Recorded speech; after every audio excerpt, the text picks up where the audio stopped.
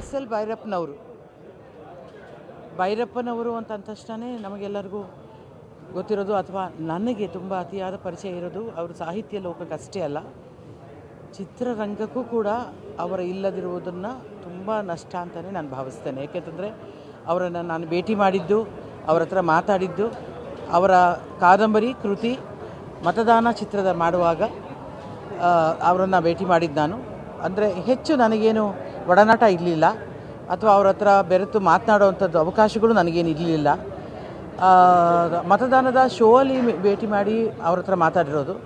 ಆದರೆ ಅವರ ಕಾದಂಬರಿಗಳನ್ನು ಒಂದು 4-5 ಕಾದಂಬರಿಗಳನ್ನಾದರೂ ನಾನು ಓದಿದ್ದೇನೆ, ನಾನು ಸವೆದಿದ್ದೇನೆ. ನನಗೆ ಯಾವಾಗಲೂ ಅವರು ಅನಿಸೋದು ನಮ್ಮ ಭಾರತೀಯ ಸಂಸ್ಕೃತಿಯನ್ನು, ಈ ಮಣ್ಣಿನ ಸಂಸ್ಕಾರವನ್ನು, ಹಾಗೆಯೇ ಇತಿಹಾಸವನ್ನು, ಪುರಾಣಗಳನ್ನು ಮತ್ತು ತಾತ್ವಿಕ ಒಂದು ಸತ್ವಗಳನ್ನು ಇಟ್ಟುಕೊಂಡು ಬರೆದಿರುವಂಥ ಎಲ್ಲ ಕಾದಂಬರಿಗಳು ಕೂಡ ಮನಸ್ಸಿಗೆ ಹತ್ತಿರವಾಗ್ತವೆ. ನಮ್ಮನ್ನು ನಾವೇ ಮತ್ತೆ ನಾವು ಅದನ್ನು ವಿಶ್ಲೇಷಣೆ ಮಾಡುವಂಥದ್ದಾಗ್ತದೆ. ಒಂದೊಂದು ಸತಿ ನನಗೆ ಇಷ್ಟವಾದ ಅವರ ಕಾದಂಬರಿಗಳಲ್ಲಿ ಒಂದು ಪರ್ವ ನಾನು ಪ್ರತಿ ಸಾರಿ ಅದನ್ನು ನಾನು ಒಂದು 5-6 ಬಾರಿ ಪೂರ್ತಿ ಓದಿದ್ದೇನೆ. 5-6 ಬಾರಿ ಓದಿದಾಗಲೂ ಬೇರೆ ರೀತಿ ಅರ್ಥೈಸ್ಕೊಳ್ಳೋಕೆ ಪ್ರಯತ್ನ ಪಡ್ತಿದ್ದೇನೆ. ಬಹುಶಃ ಓದುಗರನ್ನು ಸೆಳೆಯುವಂಥ ಅಥವಾ ವಿಚಾರಗಳನ್ನು ಮಂಥನಕ್ಕೆ ಬಿಡುವಂಥ ಕನ್ನಡ ಸಾರಸ್ವತ ಲೋಕದ ಅನಭಿಷಿಕ್ತ ದೊರೆ,